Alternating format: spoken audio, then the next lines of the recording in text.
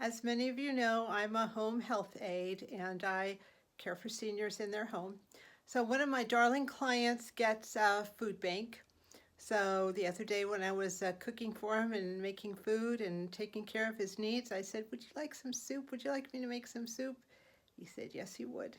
So I said, "Let's go look in your refrigerator and see what the food bank brought and let's make something good."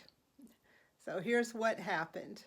Well, here we are. I have my baking dish and I have the drumsticks. I think there's 5 or 6 drumsticks in here, and this of course is from the food bank.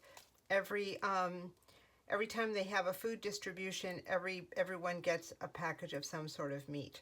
Every once in a while fish, every once in a while pork, but it's generally chicken.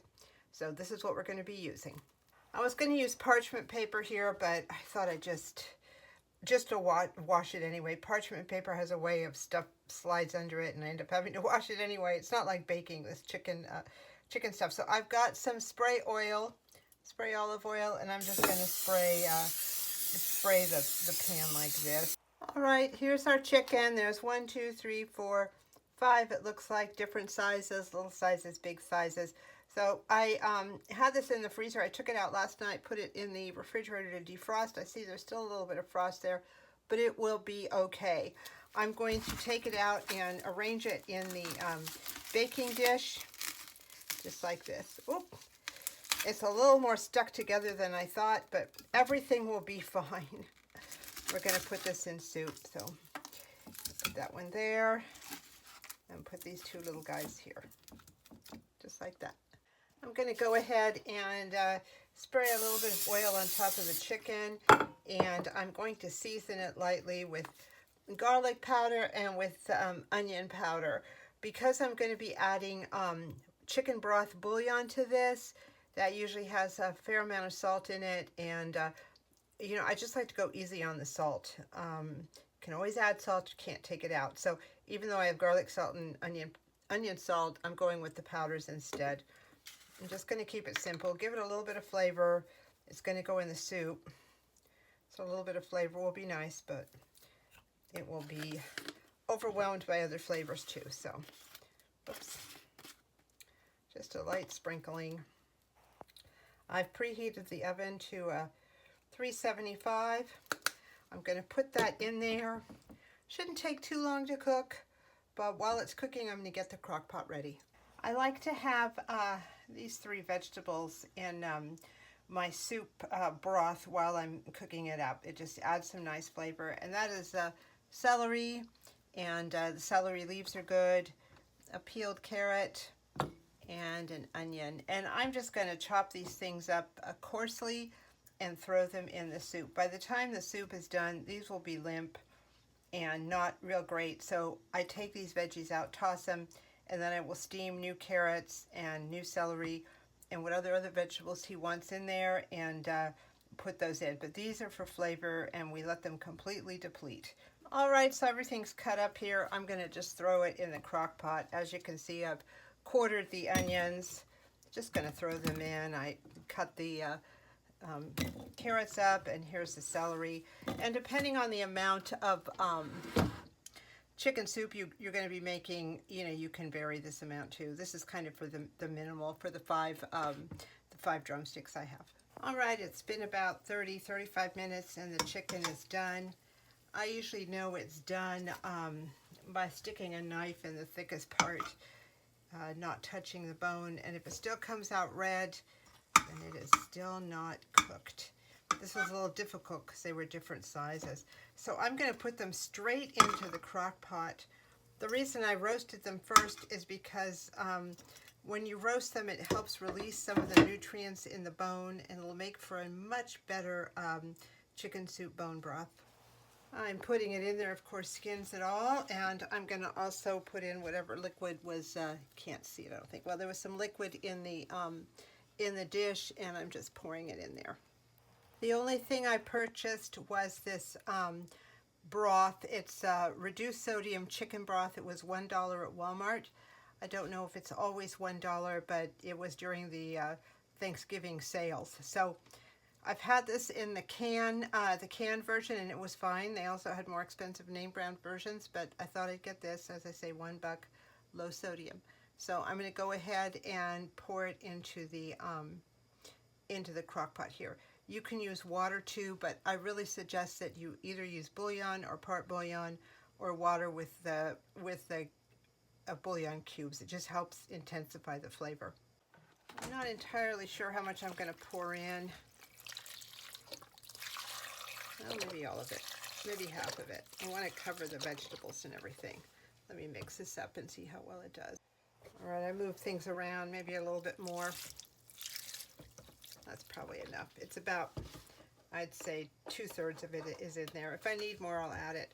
So what I'm going to do right now is I'm going to turn this on high, cover it, and come back in a couple of hours. I'm also going to add a splash of apple cider vinegar. You do not taste it, just a splash, but it helps pull the bone marrow flavor and nutrients out when you're cooking this. And that's what they say, at least. So I'm going to take this to the other room now, where I have a nice place to plug it in, and turn it on high and put the cover on and come back in a few hours. It's been about 2 hours and it's reached a rolling boil, so I'm going to turn it down to low.